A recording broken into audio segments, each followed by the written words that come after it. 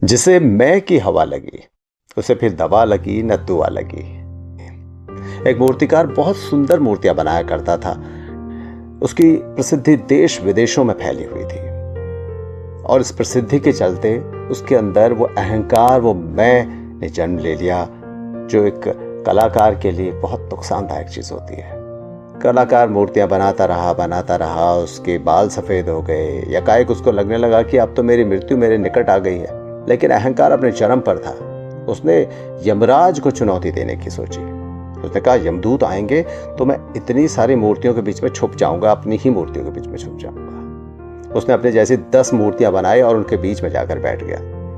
यमदूत भी उस मूर्तियों को देखकर उसके बीच में बैठे उस मूर्तिकार को नहीं पहचान पाए और यमदूत बड़े असमंजस में पड़ गए। उन्होंने कहा, अब हम खाली हाथ अगर लौटते हैं तो ये प्रकृति के विरुद्ध काम होगा, लेकिन यदि हम उस मूर्तिकार को नहीं लेकर जाते हैं और इन मूर्तियों को ध्वंस करते हैं तो फिर ये कला का अपमान होगा।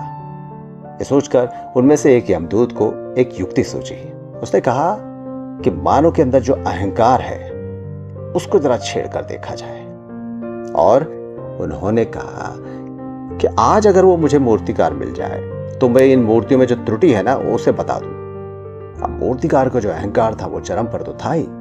उसने तुरंत बाहर निकलते हुए कहा, कौन सी त्रुटि?